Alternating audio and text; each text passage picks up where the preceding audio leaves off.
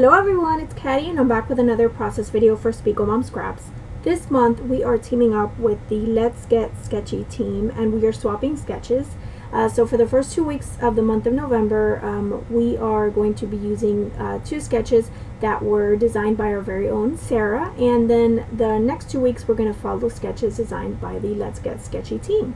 So it's going to be super fun. Make sure you guys check in with our YouTube channel and our blog so you guys can follow along with this month's awesome inspiration with sketches. So for this sketch, I'm using Sarah's sketch, and it's this gorgeous sketch she created, and it just has this sort of square diagonal kind of pattern to it, and so I decided to definitely recreate that, but I'm kind of doing it in my own way. She has one picture in the center and then little squares kind of going in a diagonal on her layout, but I'm going to switch it up just a bit. First, I'm using a lot of my shimmers products here from the shop, and I am just painting these little flowers. These are little flower cut files from Bea Vailant, and I'm sorry if I butchered her name. I'll have a link to her blog below. She's from the Hip Kit design team, and she's a super talented scrapbooker, and she has these free cut files on her blog, which are awesome. So I'll make sure to link that below so you guys can check her out as well. So I just cut a bunch of these in my silhouette, and I'm just painting them with my shimmers, and I'm just going to name a few colors so you guys get the idea of what I'm using here. So I use colorings in Pretty in Pink Stiletto, My Bleeding Heart, Peachy Keen, Mandarin Mai Tai. I also use Spritz in Cotton Candy, Vibes in Blushing Bride, and I do use a purple color, which I don't do on camera because I don't have a shimmers in that color. It's sort of a purple color, which is from Lindy's Stamp Gang. So I just kind of color all these flowers, and I do a two-tone on them, just spraying half and half with different colors so that I can get sort of a variation in color here in these flowers. And then you're going to see what I'm going to do with these flowers in just a second. I just wanted to kind of show you guys my process here in coloring these flowers. And then when you have color left over, you kind of can just dip the flower in the color and get the same look. So it's a really cool effect. You can do this with any cut file and any type of mist that you have. So it's really cool and really fun to just mix up the colors and get a nice mix going on there.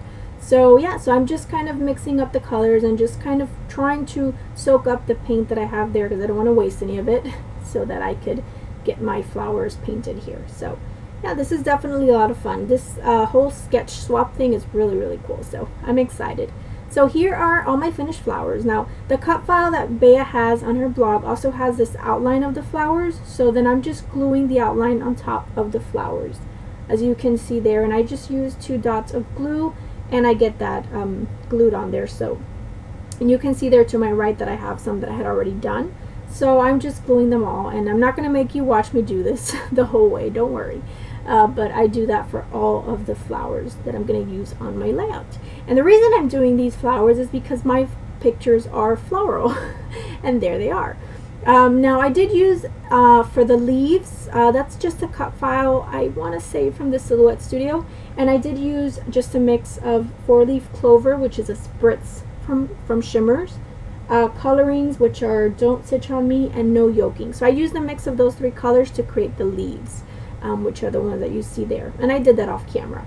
So I'm going to this is going to be a very simple layout. I printed a bunch of pictures that I took of flowers in Hawaii on my trip this past summer, and I'm just going to scrap all of them because I have a thing for flowers. I love flowers. It's like kind of an obsession of mine, and I just wanted to put all the flowers on the page. So I made it a 2-page spread because obviously they wouldn't all fit in 1 page.